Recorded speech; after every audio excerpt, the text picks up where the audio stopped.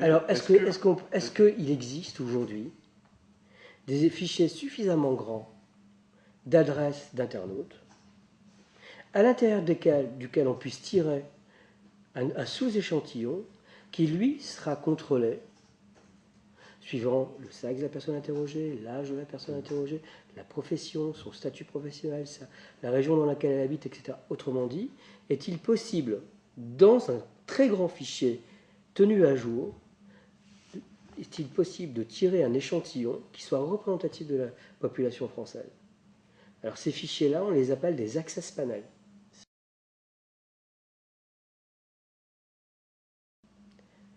Alors, on revient à la théorie des sondages, au b.a-ba de la théorie des sondages.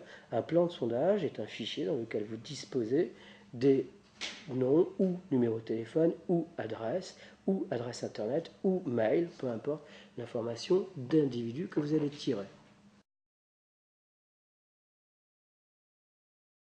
On parle de fichiers de gens qui donnent leur adresse internet à la SNCF pour gagner des miles, à un supermarché pour avoir des bons d'achat, à un marchand de meubles pour avoir une réduction. Tous ces fichiers sont finalement fusionnés et mis à jour par des brokers ou des super énormes sociétés aujourd'hui dont vous ne connaissez peut-être même pas les noms, mais qui sont tellement gigantesques que Ryan Testel qui domine l'économie, de type Axiom, ancien Consodata, qui gère plus d'une douzaine de millions d'adresses mail hebdomadairement.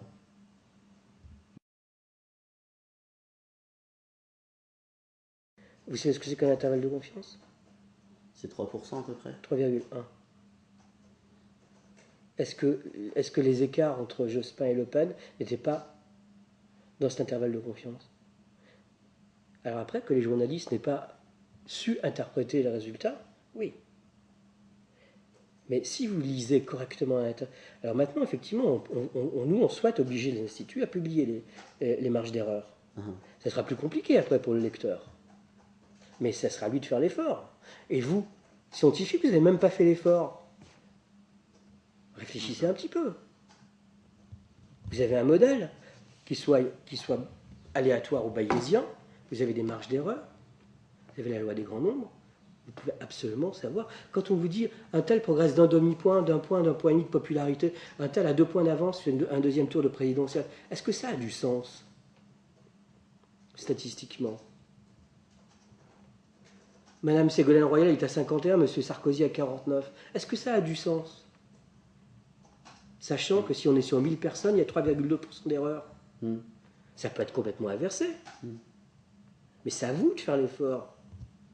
Vous savez qu'un sondage est construit avec cette situation, qu'il y a des marges d'erreur, que le protocole, qu'il soit aléatoire ou contraire, il donne au minimum ça. Donc, vous voyez, c'est l'instrument. Il ne donne que ce qu'est capable de donner la théorie. Après, le commentateur, voilà. C'est pas l'institut, c'est pas le technicien, c'est pas la personne qui réalise l'enquête. Mais est-ce que justement les instituts de sondage il donne à la commission des sondages une fiche détaillée. Ensuite, que la commission des sondages ne mette pas à disposition du public l'ensemble du dossier, c'est un autre problème. C'est un problème civique, c'est un problème. Il faut faire changer les lois, il faut que la commission accepte de rendre publiques les informations pour ceux qui souhaitent venir la consulter. C'est autre chose. Mais ou que les journaux acceptent de publier des fiches techniques plus argumentées. C'est aussi un vrai problème. Mais c'est un problème médiatique, journalistique, de commentaires. C'est pas un problème du fabricant de l'enquête qui, lui, c'est très bien ce qu'il a. Alors, là où effectivement le fabricant de l'enquête, finalement, joue le jeu du commentaire, c'est quand il va construire une courbe n'indiquant que les points moyens et pas les intervalles. En réalité, il faudrait faire une courbe en surface et montrer les moyennes entourées de leur intervalle de confiance pour voir si ces tendances, effectivement, elles sont chaotiques ou au contraire, elles dessinent des vraies tendances. Alors, si j'ai 10 000 personnes dans mon fichier, que j'en tire 1000 en disant je veux que 52% soient des femmes, est-ce que j'ai plus d'hommes? Évidemment, mais... ah ben non, attendez. Donc, évidemment.